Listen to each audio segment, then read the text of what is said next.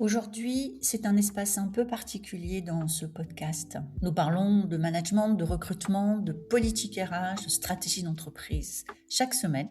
Mais n'oublions pas que derrière chaque décision, il y a des femmes et des hommes qui vivent ces choix au quotidien. Alors, régulièrement, nous donnons la parole aussi à des salariés pour comprendre quoi? Pour comprendre ce que produisent réellement nos décisions managériales, pour comprendre ce que vivent ceux et celles qui composent nos organisations, pour comprendre là où les mentalités doivent évoluer, celles des salariés, mais aussi parfois celles des dirigeants. Si vous êtes DRH, dirigeant ou manager, ces témoignages sont une opportunité précieuse pour vous.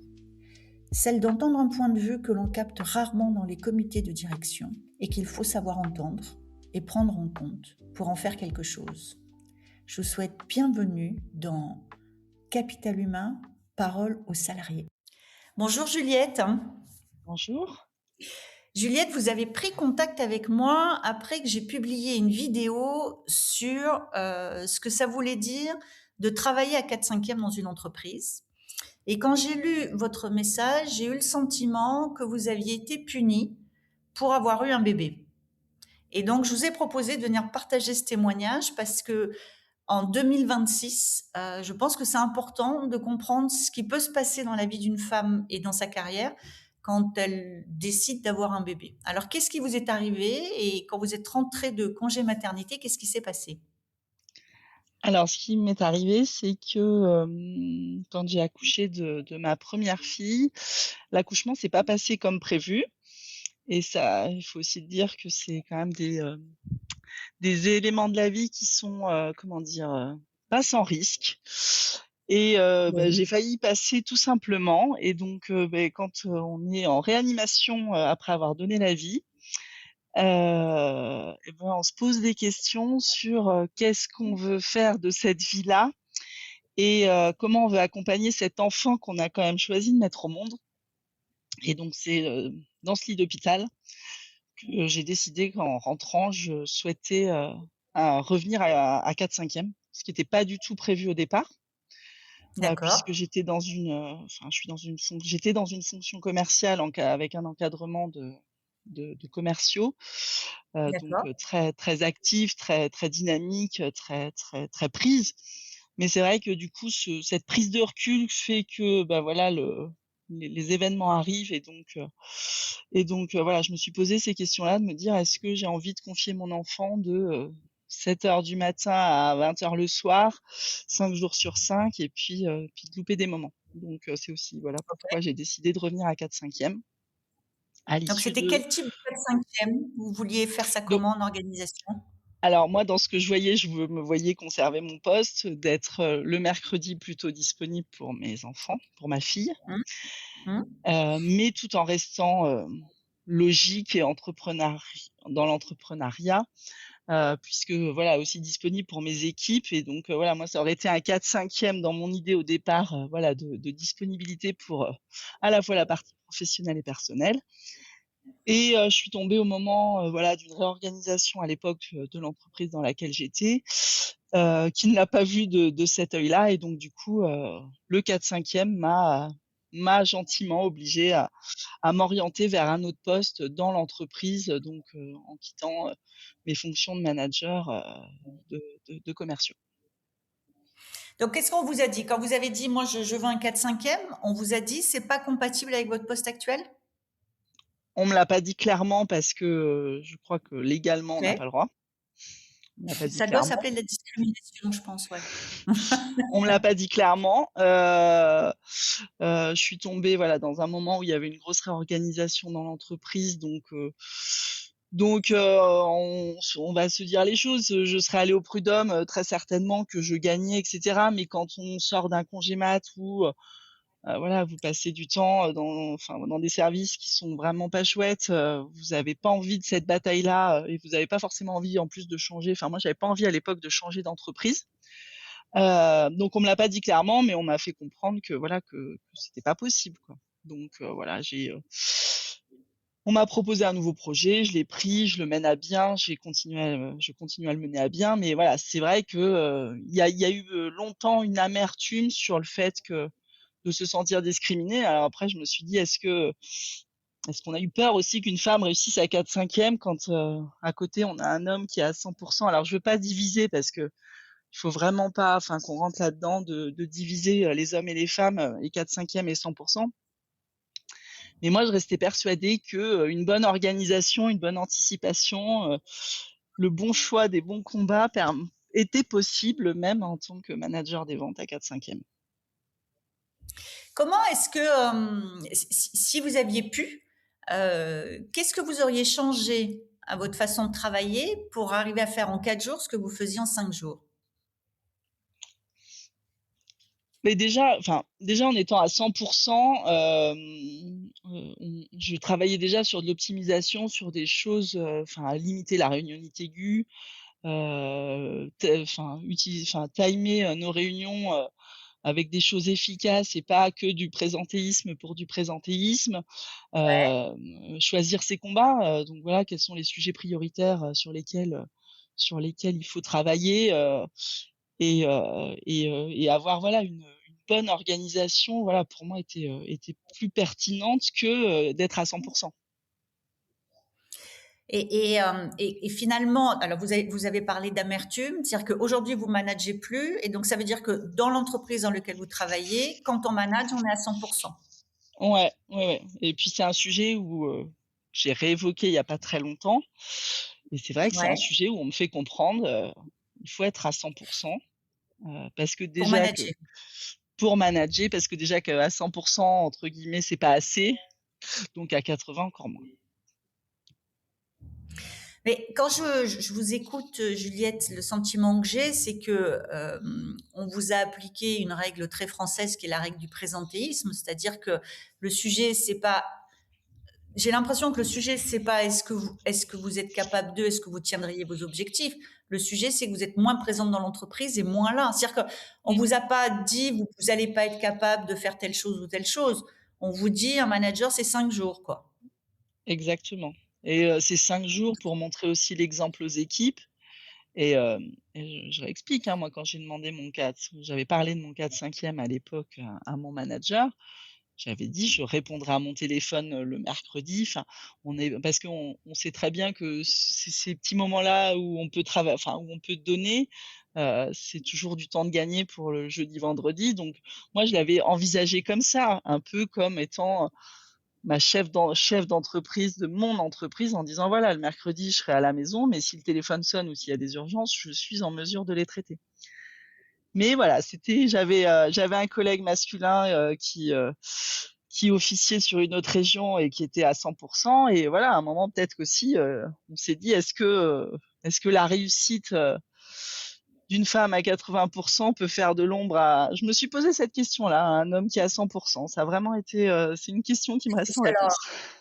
non, non, mais c'est une bonne question parce que moi, j'ai fait un changement d'entreprise, hein. Donc, je suis passée d'une entreprise à l'autre en gardant un 4/5. Donc, l'entreprise m'avait approché, donc ça m'a permis d'avoir une marge de négo. Donc, j'ai gardé mon 4/5. La seule condition qu'avait mis le dirigeant qui m'a recruté, c'est que je le dise pas. Donc, en fait, je travaillais pas le mercredi, mais il fallait pas que je le dise. Ouais. Et donc, pendant un an ou deux, ça a tenu. Même mon équipe, il y a que mon assistante qui le savait. Et puis un jour, j'ai un de mes collaborateurs qui m'a dit: «Bah, je passerai te voir demain», et je sais pas, ce jour-là, j'ai dit: «Non, mais je travaille pas le mercredi», et il a ri. Mais vraiment, il a ri, et j'ai dit: «Non, non, mais je rigole pas, en fait, le mercredi, je suis pas au bureau, je travaille pas», et là, il m'a dit, «Ah, c'est dingue, je m'en suis jamais rendu compte». Bah ouais, parce que ce qui est important, c'est est-ce qu'on atteint ses objectifs, est-ce qu'on est organisé, est-ce qu'on s'est délégué, c'est pas le temps qu'on passe au bureau. Et bien sûr que quand on est responsable, on est capable de décrocher le téléphone même un mercredi. Mais donc voilà. Donc moi, cette hypothèse que vous faites, que c'est pas un modèle qu'on aurait envie de répandre dans l'entreprise, moi je dis, on m'avait même demandé de pas le dire et de le cacher. Voilà. Et je me souviens, enfin, ça avait été très explicite. On m'avait dit, je te demande juste une chose, c'est de pas le dire. Donc j'étais à 4/5 en cachette, ce qui est Mmh. quand même hallucinant. Et là, moi, aujourd'hui, Comment donc j'y suis. je suis encore à 4/5 et c'est vrai que, certains de mes collègues le savent, mais c'est vrai que j'ai pas de message d'absence le mercredi. Si je peux, je réponds, et parfois j'ai même, mes enfants dans la voiture et je dis: «Excusez-moi, je suis pas toute seule». Mais voilà et je trouve que enfin, aujourd'hui, on veut invisibiliser, les enfants. C'est-à-dire qu'on en a parlé dans les trains, Oui, on voit que dans des endroits, on les veut plus, et ben, moi, je trouve bien qu'il sûr. faut leur mettre faut les remettre présents dans notre vie professionnelle. Enfin, moi, j'ai grandi dans un commerce où j'étais présente dans le commerce de mes parents, où je répondais au téléphone, gamine. Enfin, donc et voilà et c'est la vie et c'est aussi que enfin, demain, comment donner envie à nos enfants aussi de travailler? Je pense que c'est par l'exemple. Mais c'est vrai et tous les enfants, qui ont des parents qui bossent de façon un peu intense connaissent ce geste qu'on a dans les voitures pour les faire taire parce que le téléphone sonne et qu'on doit décrocher. C'est Vous avez parfaitement raison parce qu'on décroche souvent sur des temps où on n'est pas censé travailler et on ne demande pas au travail de faire moins de bruit, on demande aux enfants de mmh, faire moins de bruit. mmh, Je suis d'accord, ce qui est une aberration, ce qui est une aberration et ça pose plein de questions sur le temps de travail en fait. Hein. Il y a beaucoup de dirigeants qui pensent que quand on est au travail, on s'occupe de ses enfants, on prend ses rendez-vous médicaux. Et en fait, moi, quand j'interviewe des gens, je vois que le travail prend de la place sur le perso beaucoup plus que l'inverse en fait. mmh. C'est-à-dire que on laisse pas forcément son travail dehors quand on rentre à la maison et ça prend beaucoup d'espace. Quand tout ça, aujourd'hui, vous êtes dans quelle situation vis-à-vis de votre travail? C'est-à-dire cette espèce de... En fait, vous avez été puni d'avoir eu un bébé et de vouloir concilier les deux. Mmh. Moi, c'est comme ça que je le dirais. Aujourd'hui, comment vous vous sentez engagé? Quel regard vous avez sur votre travail? C'est-à-dire, qu'est-ce que ça vous a fait, en fait, tout ça, Juliette? On va dire que dans les 6 à 12 mois qui ont suivi cette période-là, j'étais plutôt dans une situation désengagée et j'avais changé de manager donc le pauvre, il me récupérait et pour le coup, je suis tombée sur un manager qui avait eu une fille tard, sa femme travaillait donc était plutôt enfin, dans les nouveaux modèles de ce qu'on peut espérer pour les entreprises donc plutôt bienveillant, Mmh. sur ma maternité et le fait que je puisse gérer ma vie de famille aussi, en parallèle de mon travail. Donc ça m'a réengagée, ça a mis un peu de temps à me réengager, au sein de l'entreprise et là, à l'heure actuelle, j'ai encore changé de manager je suis tombée sur un manager qui comprend aussi parfaitement, les enjeux du 4/5 et que ça soit important, parce que lui, sa femme aussi a pris un 4/5 donc le comprend. Enfin, c'est vraiment des gens qui l'ont Mmh. vécu, donc ça me réengage, avec des missions qui m'intéressent. Mais néanmoins, j'ai déjà eu un échange il y a pas très longtemps avec, le ma direction sur le fait de vouloir prendre un poste à responsabilité et cetera, à 4/5 pour le moment, je sais que c'est un no-go. Donc après dans l'organisation aujourd'hui d'une vie de famille avec 2 enfants en bas âge et cetera, c'est vrai que ça fait poser question sur sa carrière professionnelle, sur, se dire: «Est-ce qu'on met ça en stand-by?» Sachant qu'en plus, j'ai pas de famille à côté. Enfin voilà, quand on a des enfants en bas âge, la garde Mmh. Mmh. rapprochée, c'est hyper important. Quand on n'a pas de famille à Mmh. proximité, Mmh. c'est un vrai challenge. Mmh. Donc c'est vrai que pour le moment, au niveau de ma carrière, je suis entre, voilà, trouver une mission où je m'accomplis, gérer ma vie de famille, du mieux possible, comme je l'entends. Mais enfin, quand je vous entends, c'est quand même très frustrant. C'est-à-dire que vous considérez que vous avez les capacités et la compétence, que c'est beaucoup un sujet d'organisation. Et je suis d'accord avec vous parce que j'étais à 4/5 plus de 20 ans. Donc, c'est beaucoup un sujet d'organisation. Savoir déléguer, anticiper, passer moins de temps en réunion, prendre des décisions. Alors oui, on n'est pas là le soir à traîner dans les couloirs, mais peut-être qu'en France, il faudrait se poser la question de est-ce que l'importance de la personne vient du temps qu'il passe au Mmh. travail ou de son Mmh. impact. Ça serait vraiment une bonne question. Et quand je vous entends, je me dis c'est très frustrant. C'est-à-dire que ce qu'on vous dit, c'est concilier ces différentes vies, qui est quand même un enjeu du 21e siècle, n'est pas compatible avec un poste à responsabilité managériale. Mmh. C'est ça. J'ai eu l'occasion d'échanger avec, des cabinets de recrutement où d'avoir été en relation aussi dans des processus de recrutement où cela a été enfin le 4/5e et on voyait que ça posait problème.